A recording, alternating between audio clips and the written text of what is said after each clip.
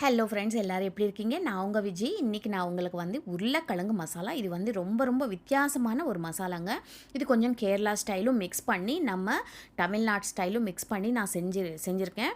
இது எங்கள் வீட்டில் ரொம்ப ரொம்ப ரொம்ப விரும்பி சாப்பிடுவாங்க. இது இடியாப்பத்துக்கு சூப்பராக இருக்கும். பூரி, சப்பாத்தி, ரொட்டி, அப்புறம் சாதத்தில் பிசைஞ்சு சாப்பிட்றதுக்கு செம்மையாக இருக்குங்க. இதுக்கு நம்ம உருளைக்கிழங்கு நல்லா கழுவிட்டு வேக வச்சு பக்கத்தில் எடுத்து வச்சுக்கோங்க. தோல் எல்லாம் உரிச்சிட்டு கட் பண்ணி வச்சுக்கோங்க. இப்போ கடாய் சூடு பண்ணி இதில் ஒரு ஸ்பூன் தேங்காய் எண்ணெய் விட்டுக்கோங்க. இதில் ஒரு ஸ்பூன் சோம்பு, பெருஞ்சீரகம், அப்புறம் ஒரு ஸ்பூன் மிளகு போட்டுக்கோங்க. அப்புறம் ஒரு பெரிய வெங்காயம் நல்லா ஸ்லைஸாக கட் பண்ணி அது இதில் போட்டுருங்க. அப்புறம் காஞ்ச மிளகா ஒரு 4-5 காஞ்ச மிளகா, நீங்கள் வேணால் மிளகாத்தூள் கூட போட்டுக்கலாம். இப்போ நம்ம இதெல்லாம் நல்லா வறுக்கணும். இதுக்குள்ளே நம்ம ஒரு அரைமுடி தேங்காய் நல்லா துருவி வச்சுக்கணும். அந்த அரைமுடி தேங்காய் இதில் கொட்டிடுங்க. இப்போ இந்த தேங்காய் இந்த எண்ணெயில் நல்லா வதக்கணுங்க. நல்லா கலர் மாறணும், அது வரைக்கும் நம்ம வதக்கணும். இப்போ என்ன பண்ணுறோன்னா, இதெல்லாம் வதக்கிறதுக்குள்ளே நம்ம உருளைக்கிழங்கும் எல்லாம் தோல் எடுத்துகிட்டு கட் பண்ணி ரெடியாக வச்சுக்கலாம். இப்போ பார்த்திங்கன்னா இது கொஞ்சம் நேரம் அப்படியே நடுவில் கிளறிட்டே இருங்க. இதில் ஒரு தக்காளி பழம் எடுத்துகிட்டு இதில் போட்டுருங்க. இது கூட இதில் நல்லா வதக்கணும். மஞ்சத்தூள் போட்டுக்கோங்க. இது நல்லா ஒரு 5-7 நிமிஷம் நம்ம கிளறிட்டே இருந்தோன்னா நல்லா வறுபட்டுரும். இப்போ பார்த்திங்கன்னா இது ஓரளவுக்கு நல்லா ஃப்ரை ஆகிடுச்சு.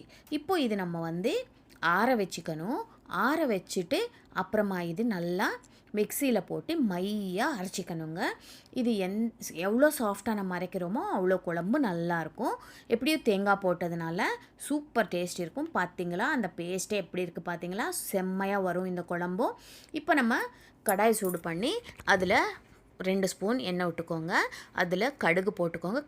கடுகு வெடித்ததுக்கப்புறம் கருவேப்பிலை போட்டுக்கோங்க. அப்புறம் நம்ம ஒரு 2 பச்சை மிளகா வேணால் கிள்ளி போட்டுக்கலாம்.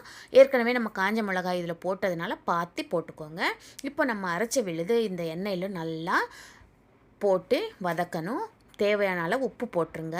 இப்போ இந்த மசாலா நல்லா வதக்கணுங்க. இப்போ பார்த்திங்களா எண்ணெய் மேலே மிதக்குது. அது வரைக்கும் நம்ம வதக்கிட்டு அதுக்கப்புறம் நம்ம வேக வச்ச உருளைக்கிழங்கு கட் பண்ணி வச்சுருக்கோம் இல்லையா, அது இதில் போட்டுருங்க. போட்டுட்டு இன்னும் ஒரு 5 நிமிஷம் மூடி போட்டு நல்லா இந்த கிரேவி வேக வைக்கணும். இது என்னென்னா இந்த உருளைக்கிழங்குல இந்த மசாலா ஃபுல்லாக அப்படியே அப்சார்ப் ஆகணும். அது வரைக்கும் நம்ம வேக வைக்கணும். இப்போ இதெல்லாம் கிளறிட்டு மூடி போட்டு இன்னொரு 5 நிமிஷம் வச்சு விட்டுறலாம். அதுக்கப்புறம் கடைசியாக கொத்தமல்லி தழை தூவிட்டு என்ஜாய் பண்ண வேண்டியதா. சூப்பரான உருளைக்கிழங்கு கிரேவி ரெடி ஆகிடும்.